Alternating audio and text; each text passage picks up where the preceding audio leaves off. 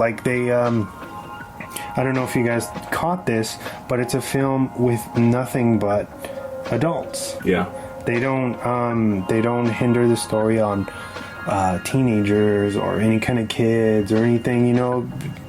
Sometimes movies like this, they'll use that for a plot device. Yeah. Or, you know, even like 28 Days Later or movies like that where you'll get like these, even, 30 Days of Night. They have the little kids. Yeah, they have, they use that as kind of like this horror distraction or whatever. And I love that this movie just kind of plays it straight.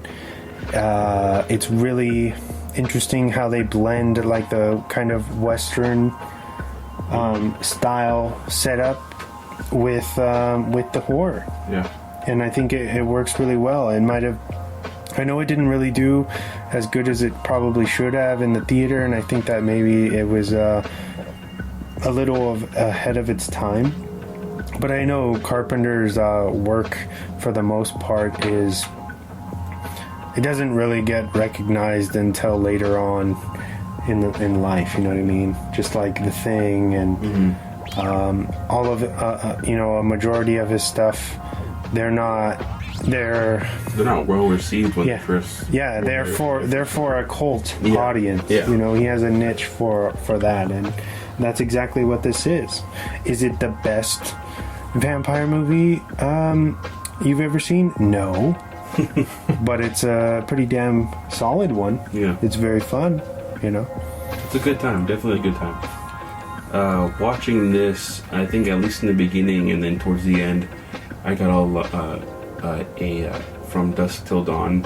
Oh yeah, I was totally gonna bring that up. I don't know if that was in when did From Dusk Till Dawn come out? 96. 96. So this would have been after, yeah. So I don't know if he kind of pulled in maybe a little inspiration from that, just kind of the surrounding. I guess the desert mixed with the vampires kind of gave me that feel. The New Mexico background.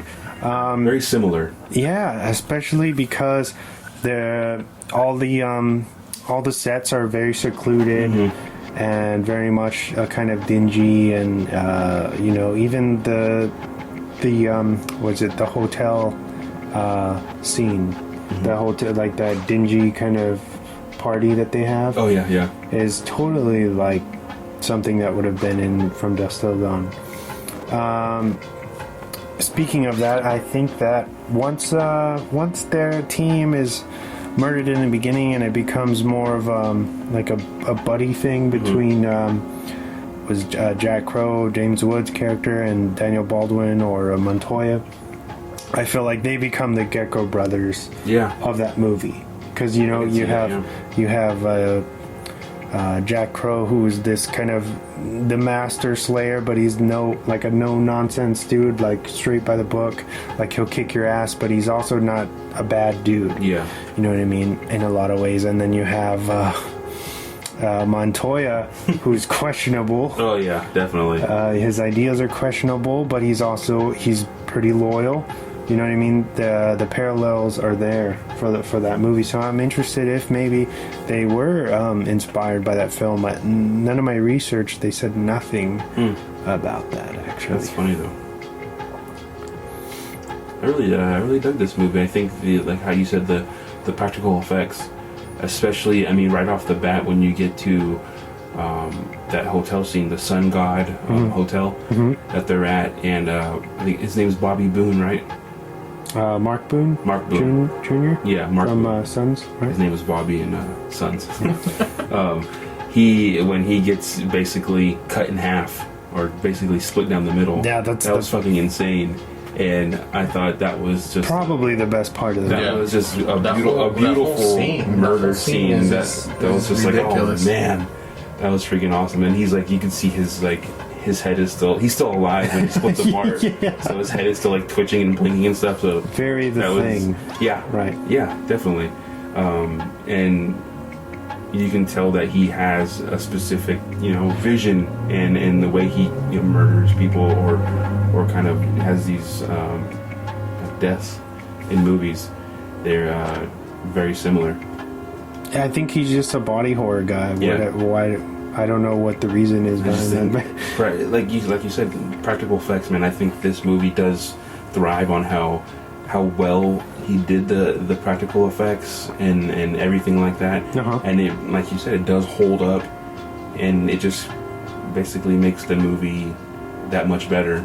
It's even over time. It's harder to tear apart. Yeah. You know what I mean? Yeah. And you're like, well, that looks really good. Like, this is 98. Yep. Wow, this is cool. You know why it looks so good? Because it's Greg Nicotero. Who did like Walking Dead, and he's done so much stuff, all the crazy horror stuff. The past was decade. That guy's had his hand in some part of it. Yes. Yeah. He's good. What about you, Diego? What do you think of this movie, man? I actually was digging it.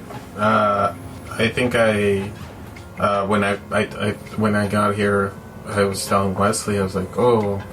I was like, I had to look up what movie we were watching because I was like, oh, John Carpenter. I was like, he did a vampire movie? I was like, wait. And so one of my things, and I didn't tell Wesley this, I want to say on the show, but I used to love watching my grandpa watch this movie because my grandpa would always, in Spanish and English, even though he never understood English, but he loved watching this movie. Play it.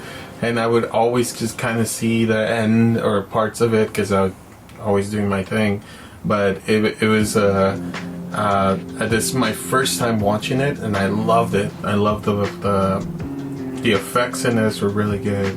The dialogue was kind of funny in between the priest and fuck, I forget his character, Jack. Yeah. And then I thought Jack's character was fucking amazing. It was brilliant. It kind of reminds you. For me, it's like a repetitive thing now with certain characters now in movies where like they're like sarcastic and stuff like that, but they're not really bad guys. Like now I see where I think a lot of the character development around certain movies like that happen, and I feel like a lot of movies take away from this one, even though a lot of people don't really. They're like, oh, John Carpenter did a vampire movie. I don't know, and like whatever. Like, but this one I feel did a really good job. I think we were talking about Dracula 2000, which got a bigger budget, maybe a bigger budget than this, and looked terrible as hell. and to me that because I feel like Dracula 2000 was trying to cash in on Scream, but it was just like lame. And I wanted to like that movie. I was excited for it. It had, of course, it had like the hip soundtrack. It got Vitamin C in there and all of these crazy things. But when I rewatched that recently, I know it was streaming somewhere, maybe Netflix or HBO or something like that. And I was just like, holy shit, this movie is like literal dog shit.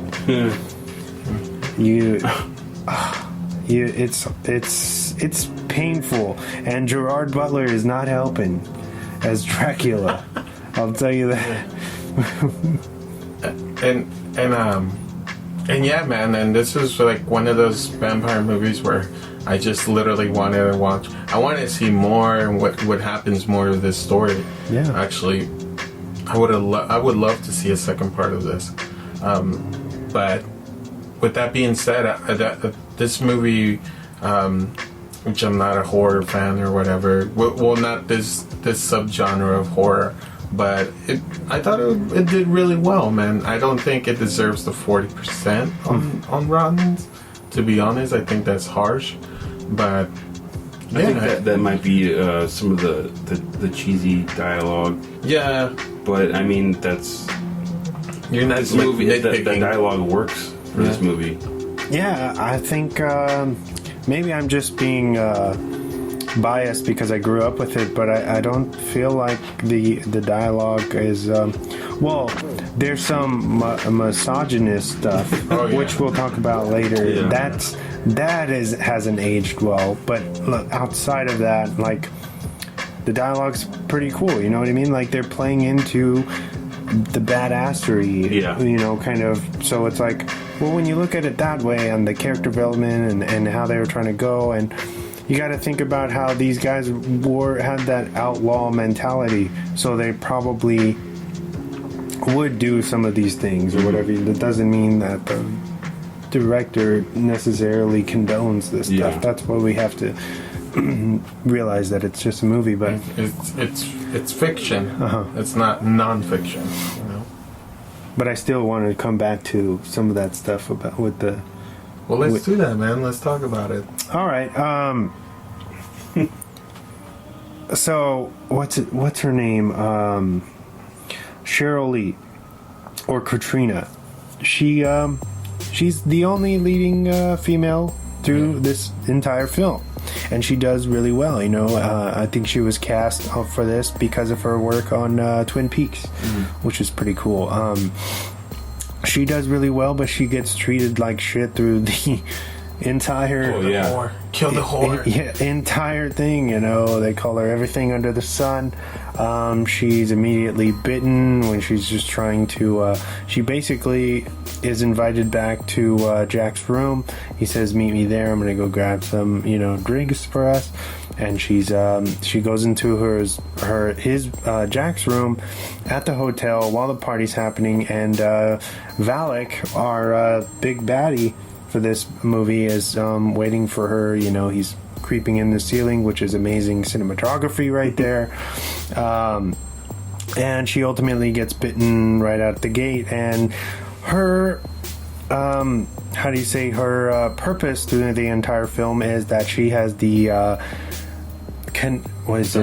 psychic telepathic connection.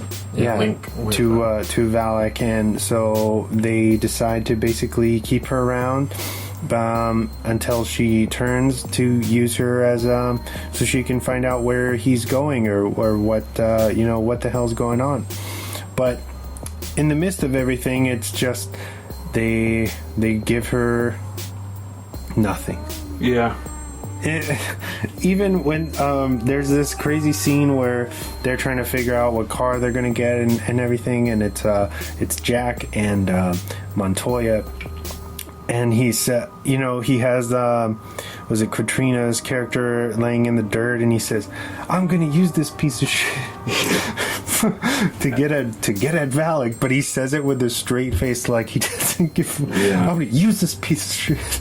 All she is to him is just, you know, bait, basically, like a meat, a piece of a body. I don't know. No, it's just no sympathy. Very cringy, some cringy stuff there, you know. But very different age. Yeah, they still got attacked. I read that some critics were like, "Whoa, does John accuse John Carpenter of hating women over this?" Oh, really? Yeah, so he didn't escape unscathed, you know, because it's already questionable. You have one woman through your entire film. The other women are slaughtered, faceless, and they're prostitutes. And this girl, as good as she does in this role, they're mean to her.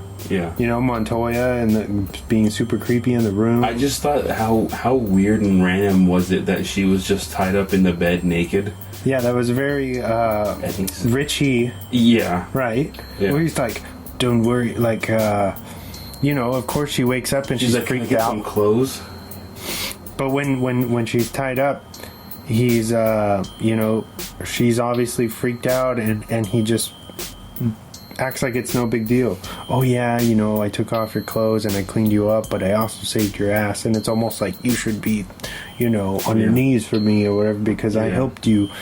But she doesn't remember. She just told you she doesn't remember. So I don't know. There's a lot of toxic masculinity is the word in this, and so that's what I think ages the film. Yeah. Which is, it's kind of interesting in that aspect. It all works except for that, at least when you watch it now. And I think, that being said, I would give this like, it's teetering on like a B- C+. Okay. For me, which I think is pretty fair. I also think with that, like, misogynistic, you know, the parts that are in there, I think with the times you can kind of let it pass. I mean, give it a not. I mean, of course that stuff's not acceptable, but I mean, I think you can give it a pass almost because of the time of when the movie was made, and like a lot of